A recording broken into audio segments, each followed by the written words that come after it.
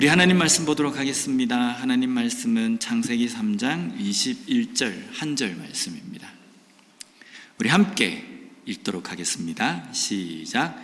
여호와 하나님이 아담과 그의 아내를 위하여 가죽옷을 지어 입히시니라. 아멘. 우리가 토요일마다 새벽 기도를 하고 난 다음에 본의 아니게 끝나고 나면 조식을 함께 나눕니다.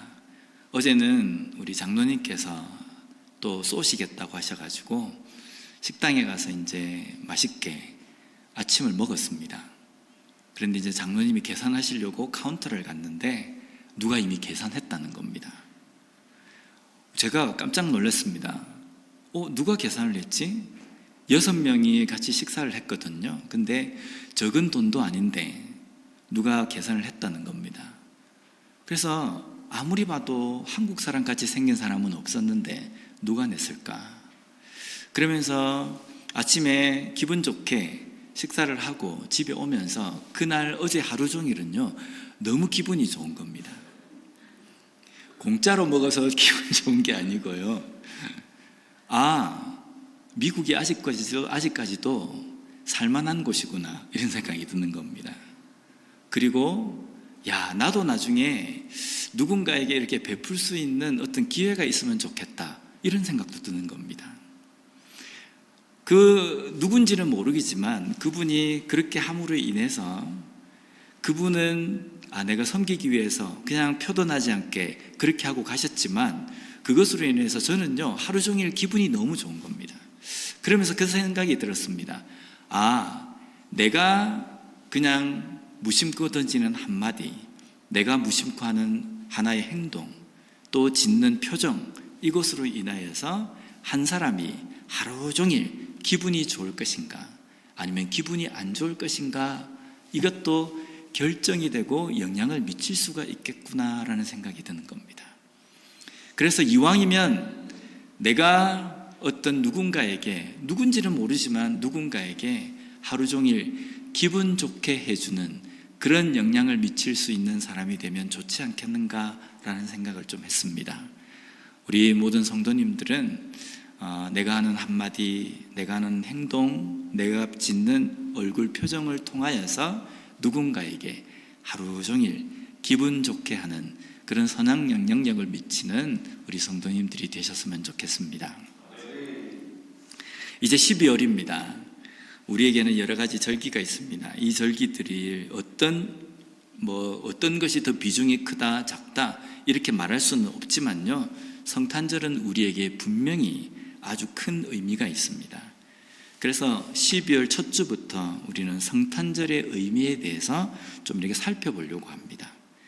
성탄절이다, 그냥 크리스마스다 이걸로 넘어갈 게 아니라 성탄절이 우리 그리스도인들에게 어떤 의미가 있는지 이 정도는 우리가 좀 알아야 되지 않겠습니까? 그래서 성탄절의 의미를 성탄주일까지 살펴보는 그런 시간을 가지려고 하는데요. 오늘 이 본문은 제가 딱 1년 전에 21절 이 한 절을 가지고 설교를 한 본문입니다. 혹시 기억하시는 분이 계십니까? 제목도 보면 가죽옷에 담긴 사랑입니다. 근데 이 설교를 우리 교회 유튜브에서는 찾을 수가 없습니다. 그런데 저는 그 1년 전에는 이 말씀에 대해서 정말 은혜를 받아서 제 나름대로 정말 신중하게 본문을 선택하고 준비한 설교거든요. 그래서 오늘 이 본문을 가지고 한 번 더 설교를 하려고 합니다. 또 삐딱하게 보시는 분은 저거 한 거 재탕하려고 하구나 이렇게 또 생각하실지 모르겠지만 본문은 같지만 내용은 다릅니다. 그러니까 잘 또 오늘 말씀을 통해서 이 가죽옷에 담긴 의미가 무엇인지, 그리고 이것이 성탄과 어떤 의미가 있는지를 함께 또 나누는 그런 시간이 되었으면 좋겠습니다. 아담과 하와는 하나님의 말씀에 순종, 불순종을 선택할 수 있는 선택권을 하나님 말씀에 불순종하는 것에 사용합니다. 아담아, 너가 선악을 알게 하는 나무는 절대 따먹지 말라. 만약에 너가 따먹는 날에는 반드시 죽을 것이다 라고 말씀하셨습니다. 이 말씀에는 아담에게 따먹을 수 있는 따먹든지 아니면 따먹지 않든지 선택권이 아담에게 있었다는 겁니다. 그런데 아담은 하나님의 말씀을 불순종하는 것에 이 선택권을 사용합니다. 그런데 이것은요, 단순하게 하나님의 말씀을 불순종했다는 이 차원이 아닙니다. 아담이 하나님의 말씀에 불순종하게 된 것은 사탄이 이야기하는 사탄의 명령을 들었기 때문입니다.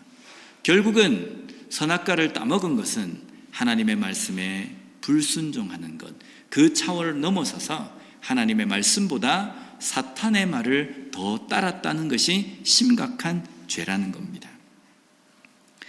그래서 이 아담이 이렇게 불순종하고 사탄의 말을, 명령을 들으려고 하는 그 의도가 무엇이었냐면요, 그 열매를 따먹고 난 다음에 지혜롭게 되어서 눈이 밝아져 하나님처럼 될 것 같아서였습니다.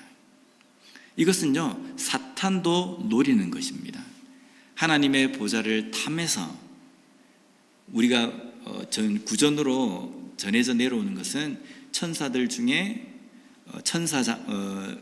루시퍼가 하나님의 그 보좌를 탐내서 천상에서 쫓겨났다, 우리가 그렇게 알고 있습니다.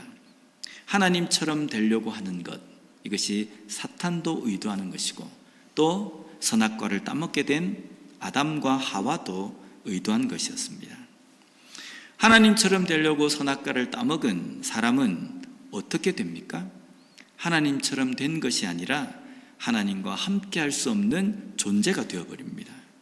사탄의 말이 틀렸다는 겁니다. 범죄한 이후에 어느 날 하나님께서 아담과 하와를 부르십니다. 창세기 3장 9절 말씀을 보면요, 여호와 하나님이 아담을 부르시며 그에게 이르시되 너가 어디 있느냐. 지금 하나님께서 아담에게 뭐라고 물으십니까? 아담아, 너가 지금 어디 있느냐라고 이야기하십니다. 하나님이 아담이 지금 어디 있는지 모르시기 때문에 아담 보고 이 이야기를 하셨을까요? 도대체 내가 찾아도 아담을 찾을 수가 없네, 아담아 너 어디 있느냐, 이렇게 물으신 것 같습니까? 하나님은 우리가 어디에 숨든지 다 아시는 분이십니다.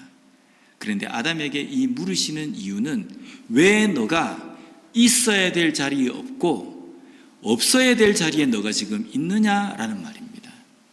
왜 너가 순종함으로 말미암아 나와 교제하는 자리에 있어야 되는데 왜 불순종해서 거기에 가서는 안 되는, 불순종하는 자가 있어야 될 그 위치처럼 너가 거기에 있느냐라는 겁니다. 이 말씀은요, 결국은 왜 너가 죄를 범했느냐라는 말씀이라는 겁니다.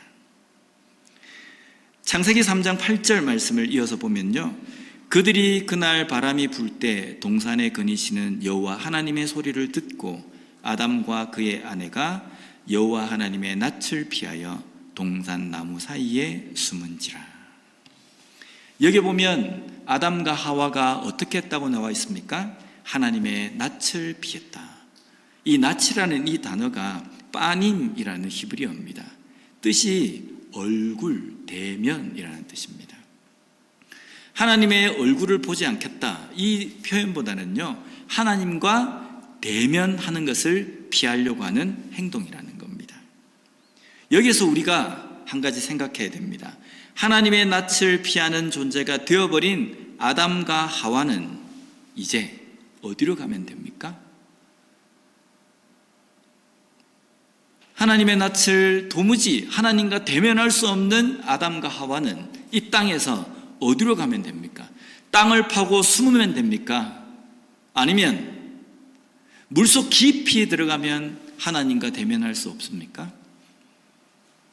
이 땅 어디에 가든지 하나님의 낯을 피할 수 있는 곳은 없다는 겁니다. 결국은 죄를 범함으로 인해서 하나님과 대면할 수 없게 된 아담과 하와가 갈 수 있는 곳은 이 땅에 어디에도 없다는 겁니다. 얼마나 비참한 존재가 되어버립니까? 하나님이 만드신 그 피조 세계에 아담과 하와가 이제는 더 이상 설 곳이 없어져 버린 겁니다. 하나님처럼 되려고 했는데 그렇게 한 인간이 선악과를 따먹기 전보다 더 악한 상황이 되어버린 겁니다. 선악과를 따먹기 전에는요, 하나님과 항상 교제했습니다. 하나님과 항상 대면했습니다. 그러니까 하나님이 계신 곳은 어쩌면 아담과 하와도 항상 같이 있었습니다.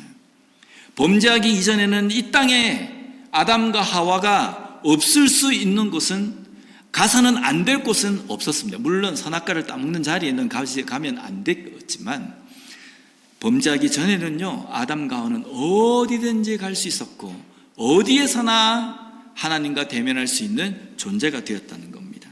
그런데 선악과를 따먹고 난 다음에는 어디든지 갈 수 없는 존재가 되어버린 겁니다.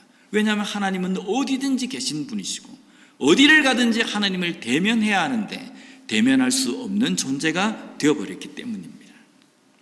이에 대한 아담의 표현을 보면요, 10절에 보면 이르되 내가 동산에서 하나님의 소리를 듣고 내가 벗었으므로 두려워하여 숨었나이다.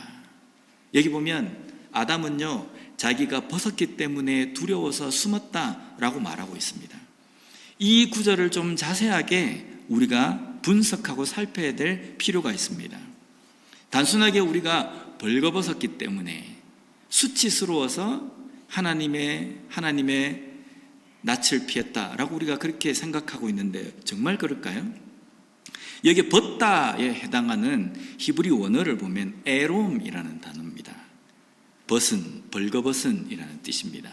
근데 이 단어가 어디에서 파생이 되었냐면요, 아람이라는 단어에서 파생이 되었는데, 이 아람이라는 단어가 무슨 뜻이냐면 발가벗다라는 뜻도 있지만 간교하다라는 뜻도 여기에 담겨져 있습니다. 창세기 3장 1절에 뱀을 표현할 때 뱀은 간교하다라고 이렇게 표현했던 그 단어가 바로 이 아람이라는 단어입니다. 아담은요, 자기가 벗었기 때문에 수치심으로 하나님의 낯을 피한 것이 아닙니다. 자기가 죄를 범했기 때문에 자신 속에 있는 그 간교함, 죄 때문에 하나님의 낯을 피할 수밖에 없는 존재가 되었다는 겁니다. 그래서 숨은 겁니다. 그리고 그 간교함으로 인하여서 두려워서 숨었다라는 표현이 나오거든요. 여기 두려워하다는 게 야레라는 단어인데 전율하다라는 뜻입니다. 단순하게 좀 무섭다 이 표현이 아니라요, 온몸을 벌벌벌 떨면서 두려워하는, 전율하면서 두려워하는 그 표현입니다. 그러니까 지금 아담이 자신의 의도로 하나님의 낯을 피하려고 하는 그 표현보다는요, 아담 속에 있는 그 간교함, 그 죄가 하나님을 대면해야 되는 그 상황 앞에서 온몸을 떨도록 만들었다는 겁니다. 무엇이요? 아담 속에 있는 간교함과 그 죄가 하나님 앞에서 벌벌 떨도록 만들었다는 겁니다.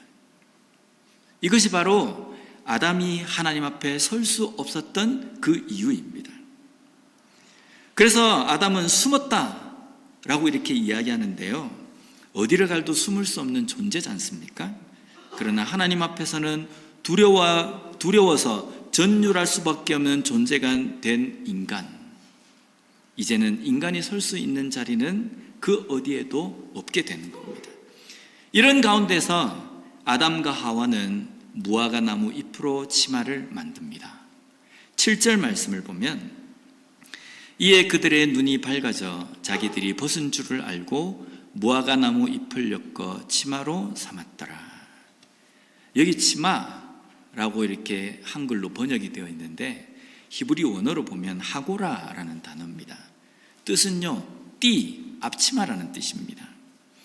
지금 아담과 하와가 자신들의 벌거벗음을 부끄러워하여서 그것을 가리는데 무엇으로 가리냐면요, 무화과나무 잎이 중요한 게 아닙니다.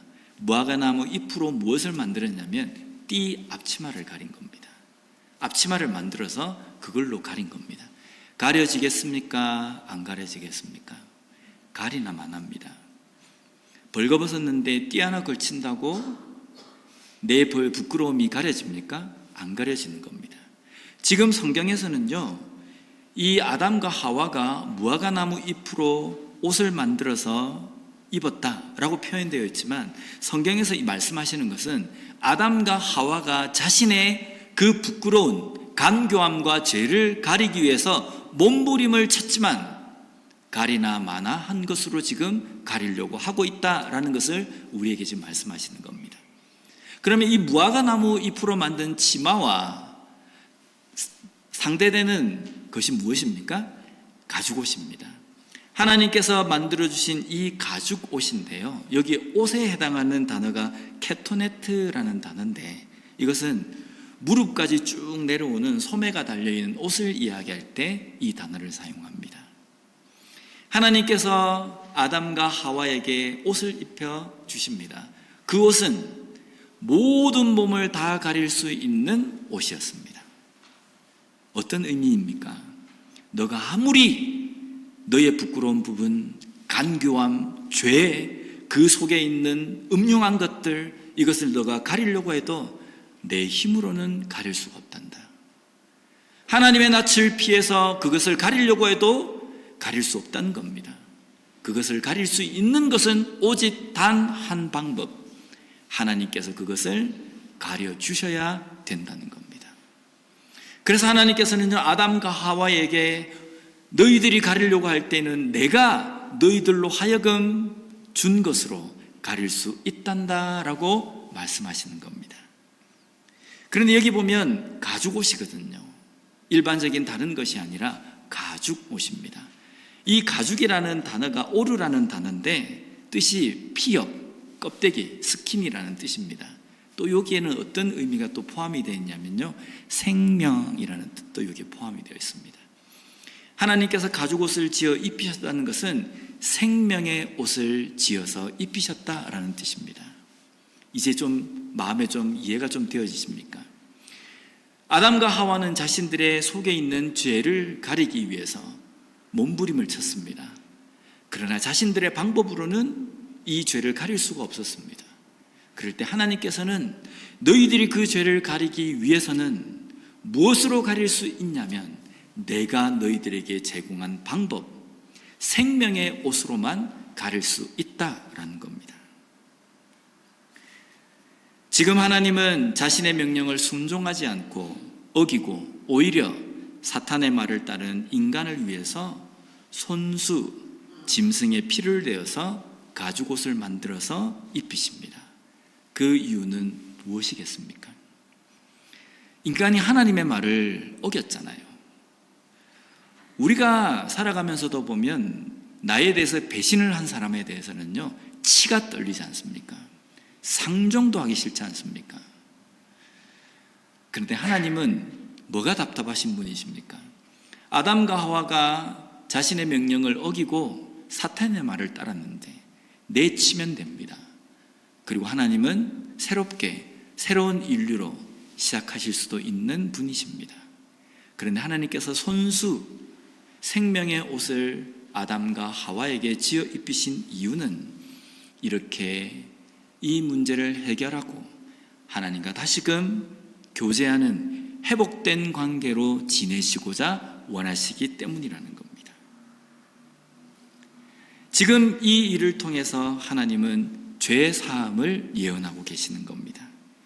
인간이 범죄한 결과로 인해서 하나님과 대면할 수 없고 오히려 하나님을 두려움의 대상으로 떨며 전율하는 인간을 위해서 그들이 다시금 하나님과 대면하고 교제하는 관계가 되고자 원하셨다는 겁니다. 그리고 그렇게 하기 위해서는 인간이 무엇을 할 수 없습니다. 인간의 어떤 방법으로 그 죄의 문제를 해결할 수 없고 그것을 가리고 하나님을 만날 수가 없다는 겁니다. 그러나 하나님께서는 하나님의 방법으로 그 죄를 가리게 하시고 하나님과 다시 대면할 수 있는 회복된 관계로 그들을 원하셨다는 겁니다. 오늘날 이 가죽옷은 무엇이겠습니까? 예수 그리스도입니다.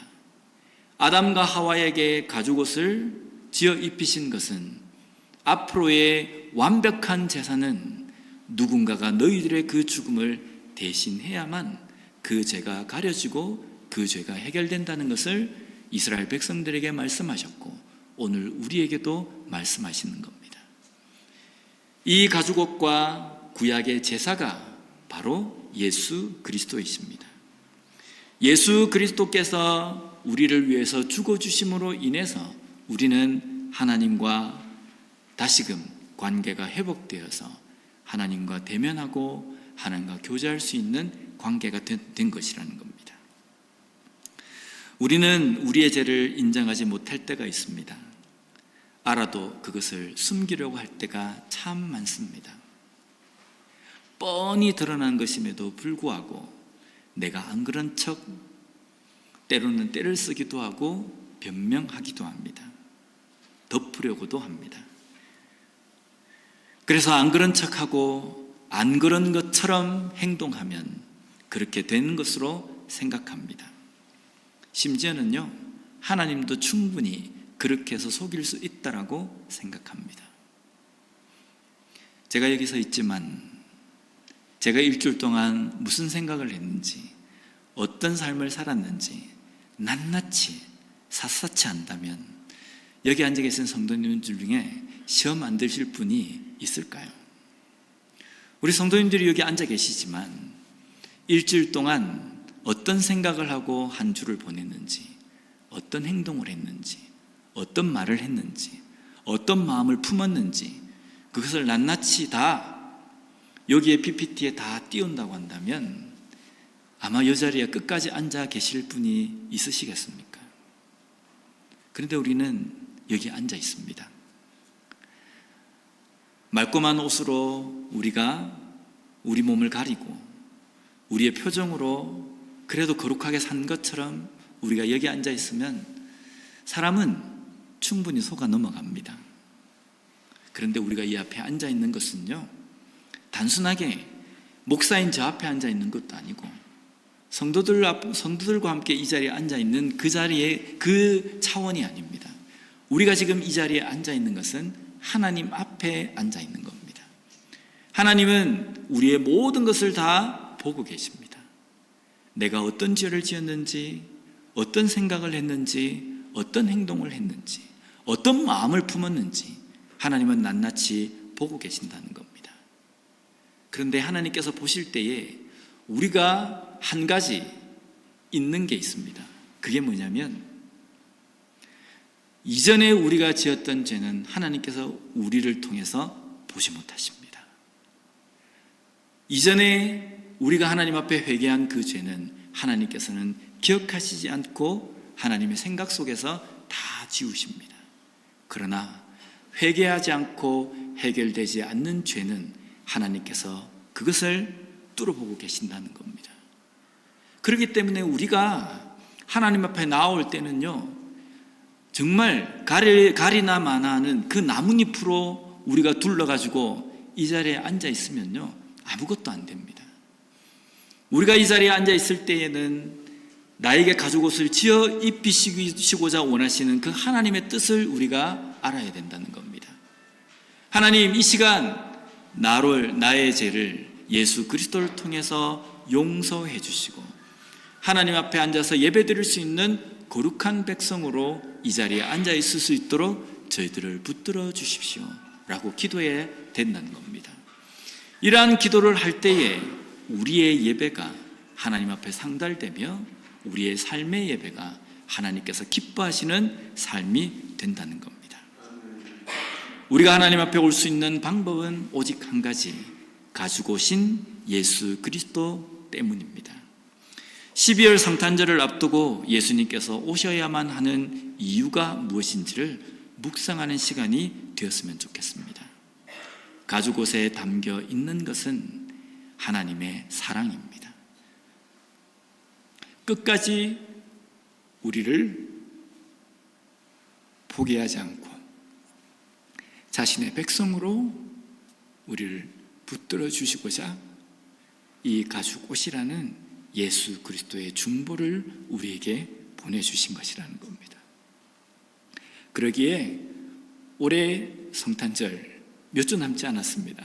그 기간 동안에 이 성탄절에 담겨있는 사랑, 그리고 가죽옷에 담겨있는 이 사랑을 우리가 깨닫고 깨달은 그것으로 끝나는 것이 아니라 그 사랑을 가진 그리스도인으로서 주변에 있는 모든 사람들에게도 그 사랑을 전할 수 있는 우리 모든 성도님들이 되었으면 좋겠습니다. 기도하겠습니다.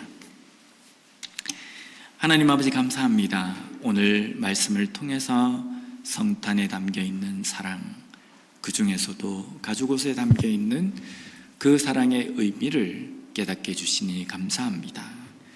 그 속에 담겨 있는 하나님의 그 애틋한 사랑, 우리가 충분히 느끼며 감사할 수 있는 저희들 되게 하여 주시옵소서. 또한 그것으로 끝나는 것이 아니라 그 사랑으로 주변에 있는 모든 사람들을 사랑하며 또한 그 사랑을 전할 수 있는 우리 모두가 될 수 있게 주님 붙들어 주시옵소서. 예수님 이름으로 기도드립니다. 아멘.